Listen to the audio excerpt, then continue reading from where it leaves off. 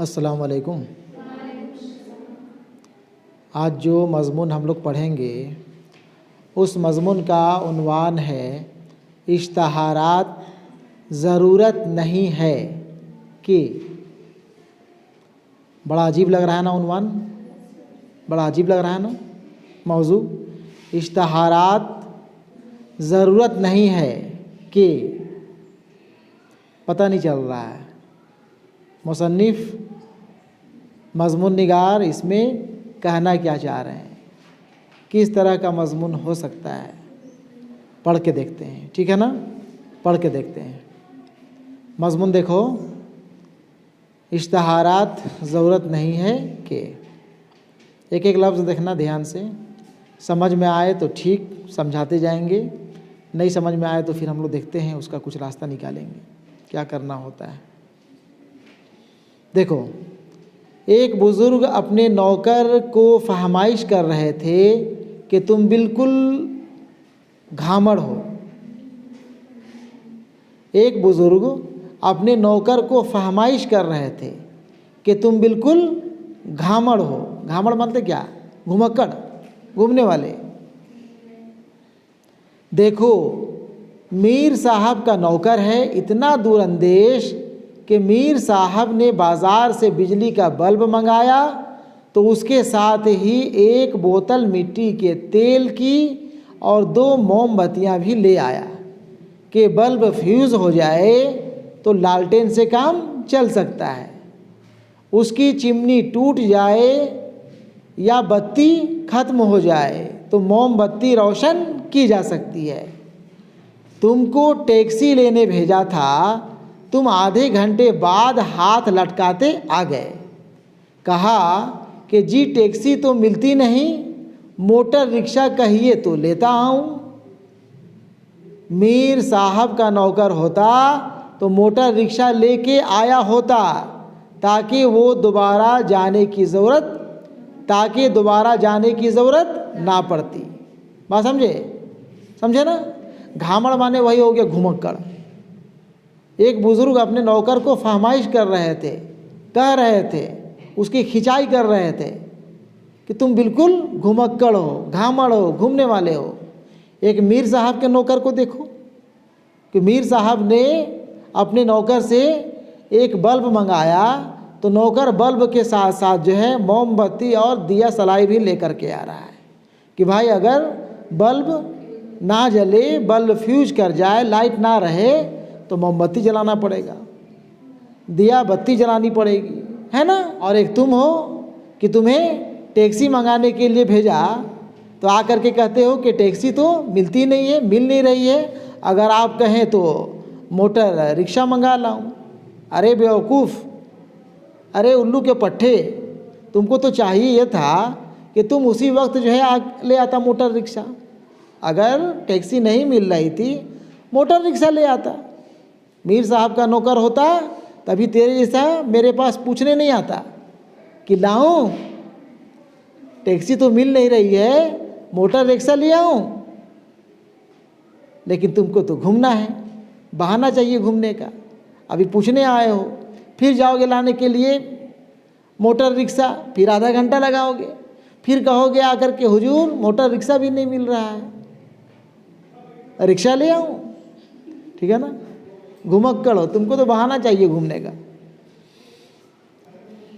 नौकर बहुत शर्मिंदा हुआ और आका की बात पल्ले बांध ली। चंद दिन बाद इत्तफाक से आका पर बुखार का हमला हुआ तो उन्होंने उसे हकीम साहब को लाने के लिए भेजा। थोड़ी देर में हकीम साहब तशरीफ़ लाए तो उनके पीछे पीछे 3 आदमी और थे जो सलाम करके एक तरफ खड़े हो गए। एक की बगल में कपड़े का थान था, दूसरे के हाथ में लोटा और तीसरे के कांधे पर फावड़ा। बात समझे। अब जो है यहाँ पे क्या किया, नौकर को जो है कुछ दिनों के बाद हकीम साहब को बुलाने को भेजे। मालिक आका जो है जब बुखार में मुब्तला हो गए तो वो क्या है, हकीम साहब को बुला लाओ। अब यहाँ पर नौकर क्या करता है, हकीम साहब को तो बुला लाया ही लाया है ना, उसके पीछे और 3 आदमी जो अपने हाथ में, एक हाथ में लोटा पकड़े हुए हैं, एक कपड़ा पकड़े हुए, एक फावड़ा पकड़े हुए। काहे के लिए? समझे? काहे के लिए? बोलो, काहे के लिए? नहीं समझी तो हंसी का है, नहीं समझी तो हंसी क्या है? सुनो, नहीं समझी तो हम नहीं समझाएंगे, अभी समझा दे रहे हैं, समझ जाओगे। कहाँ चला गया? आका ने नौकर से कहा, ये कौन लोग हैं मियाँ? नौकर ने तारुफ कराया, परिचय कराया कि जनाब वैसे तो हकीम साहब बहुत हाजिक हैं, लेकिन अल्लाह के कामों में कौन दखल दे सकता है।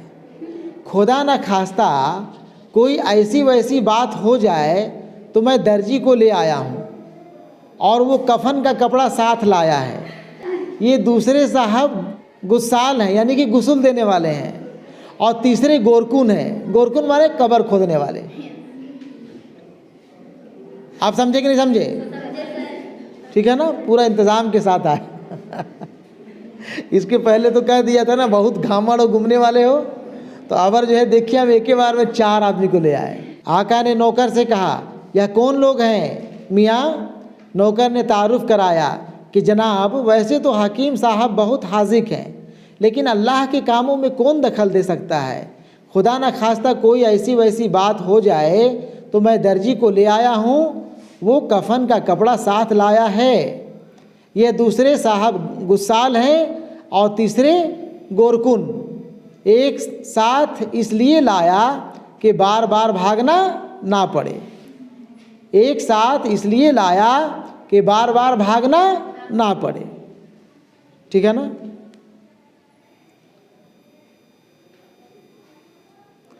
ऐसे ही एक बुजुर्ग हमारे हलके में भी हैं। गली से रेढ़ी वाला हाँक लगाता गुजर रहा था कि अंगूर हैं चमन के, पपीते हैं पेड़ के पके हुए। उन्होंने लड़का भेजकर उन्हें बुलाया और कहा, मियाँ जी माफ़ कीजिए, हमें ज़रूरत नहीं। फल वाला चला गया तो हमने अर्ज़ किया कि इस ज़हमत की क्या ज़रूरत थी, वो तो जा ही रहा था, उसे रोकना क्या ज़रूरी था। बोले, एहतियात का तकाज़ा था कि इस पर बातबाजी कर दी जाए और माजरत भी की जाए, क्योंकि बेचारा इतनी दूर से इतनी उम्मीद लेकर फल बेचने आता है। नहीं समझ रहे हो? नहीं समझ रही?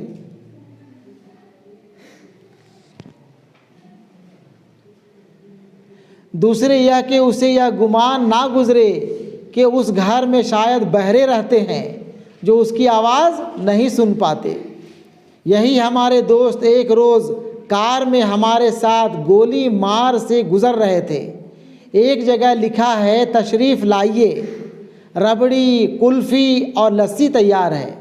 उन्होंने फ़ौरन कार ठहराई और दुकानदार, देखा जाए खुलासा इश्तहारात ज़रूरत नहीं है कि का खुलासा देखो, खुलासा हम पढ़ रहे हैं, ठीक है ना। इब्न इंशा ने अपने मज़मून के आगाज़ में एक लतीफ़ा कहा है और एक बुज़ुर्ग का ज़िक्र करते हुए उन्होंने आप अपने नौकर से मीर साहब के नौकर की जहानत की तारीफ़ करते हुए बताया कि मीर साहब ने उससे बाज़ार से बिजली का बल्ब मंगाया तो वो साथ में मोमबत्ती और लालटेन भी लेता आया, ताकि अगर बल्ब काम ना करे तो लालटेन या फिर मोमबत्ती से काम चलाया जा सके। तुम्हें टैक्सी लेने भेजा था, अगर टैक्सी ना मिली तो ऑटो रिक्शा ही ले आते, यूँ खाली हाथ ना आते। ठीक है ना। नौकर शर्मिंदा हुआ और बुज़ुर्ग की बात को पल्ले बांध लिया। इत्तफाक से जब बुज़ुर्ग बीमार हुए और नौकर को हकीम लाने के लिए भेजा गया तो वो डॉक्टर के साथ कफन दफन का सामान यानी कफन का कपड़ा, लोटा और फावड़ा भी लेता आया। नौकर ने कहा, जनाब वैसे तो हकीम साहब बहुत तजुर्बाकार हैं, लेकिन खुदा ना खास्ता कोई ऐसी वैसी बात हो गई तो मैं उसके लिए कफन का कपड़ा, गुस्साल और गोरकुन को भी साथ ले आया हूँ ताकि दोबारा ना जाना पड़े। ठीक है ना? यहाँ तक तो हम समझाए थे तुम लोग को, बात भी समझ गए थे पूरी तरह। अब आगे सुनो और आगे क्या क्या बातें हैं। इसके बाद उन्होंने अपने हलके के एक बुजुर्ग का जिक्र किया जो फल वाले के आवाज़ लगाने पर घर से बाहर जाकर बाकायदा उसे यह बताना कि हमें फलों की ज़रूरत नहीं है, अपना फ़र्ज समझते थे। इसके बाद जो है उन्होंने यानी कि अपने हलके के एक बुज़ुर्ग का जिक्र किया, अपने अड़ोस पड़ोस के एक बुज़ुर्ग का जिक्र करते हैं कि वो बुज़ुर्ग जो है जब फल वाले फल बेचने के लिए आता था, चिल्लाता था, फल बेचा करता था, तो ये साहब बाहर निकल जाते थे और कहते थे कि हमें फल लेने की ज़रूरत नहीं है, आप क्यों आ जाते हैं फल बेचने के लिए इधर, या जो भी है। ये भाई अगर ज़रूरत नहीं है फल का तो बाहर निकल के बोलना ज़रूरी है, नहीं लेना है तो मत लो, अपना घर में रहो ना यार। तो जाके बोलोगे कि हमको फल नहीं लेना है, नहीं समझी बात को? तो यही करता था। इसके बाद उन्होंने अपने हलके के एक बुज़ुर्ग का जिक्र किया है जो फल वाले की आवाज़ लगाने पर घर से बाहर जाकर बाकायदा उसे यह बताना कि हमें फलों की ज़रूरत नहीं है, अपना फ़र्ज समझते थे। यह बुज़ुर्ग एक बार मुसन्निफ़ के साथ किसी बाज़ार से गुज़र रहे थे। एक दुकान पर लिखा था बड़ी कुल्फ़ी और लस्सी तैयार है, बड़ी कुल्फ़ी और लस्सी तैयार है। उन्होंने कार रुकवाई और दुकानदार से कहा हमें इन चीज़ों की कोई ख्वाहिश नहीं, और वापस आकर कार में बैठ गए। बात समझे? अरे भाई वो लिखा है ये तैयार है, वो तैयार है, यहाँ ये सामान मिलती है, ये सामान बिक रही है, वो अपना प्रचार प्रसार के लिए लिखा है। इसका मतलब थोड़ी है कि हम उसको देख लेंगे तो जाके कहेंगे कि इसकी ज़रूरत हमको नहीं है। नहीं है तो नहीं है, अपना तुम जाना। तुमको कौन बोल रहा करके जो है बताने के लिए, कहने के लिए किसकी ज़रूरत नहीं है? ठीक है ना? ऐसे ऐसे लोग भी हैं। उन्होंने कार में बैठने के बाद यह वजाहत की कि यहाँ के लोग आदाब नहीं जानते। अब देखो क्या बोल रहे हैं, यहाँ के लोग आदाब नहीं जानते। यहाँ तो दावतनामा आता है और इसमें बाकायदा RSVP लिखा हुआ होता है कि जवाब से मतला फरमाइए, मगर कोई भी इतला नहीं देता, ना आने की इतला ज़रूरत, और यूँ बेचारों का बहुत सा खाना ज़ाय हो जाता है। मुसन्निफ़ ने जब अपनी ज़ात पर गौर किया तो उसे लगा कि वो भी उन आदाब पर अमल नहीं करता। बहुत गौर व फिक्र के बाद वह इस नतीजे पर पहुंचा कि जहां हमको ज़रूरत है का इश्तहार छपा है, वहीं वो हमको ज़रूरत नहीं है का इश्तहार छपवा दे। चुनांचा उन्होंने इसी तरह के इश्तहारात के नमूने पेश किए। मसलन किराए के लिए खाली नहीं है, या इतला आम के इश्तहार में के आग करने का सवाल ही नहीं, बल्कि जो साहब भी हमारे फ़र्जंद को उधार देंगे वो हमारी ज़िम्मेदारी पर देंगे। इसी तरह अदम ज़रूरत रिश्ता और दाखिले जारी ना रखिए के उन्वान से भी मुसन्निफ़ ने इश्तहारात छपवाए। नहीं, चलो ठीक है, मौका मिलेगा तो हम लोग पूरा मज़मून पढ़ेंगे, है ना।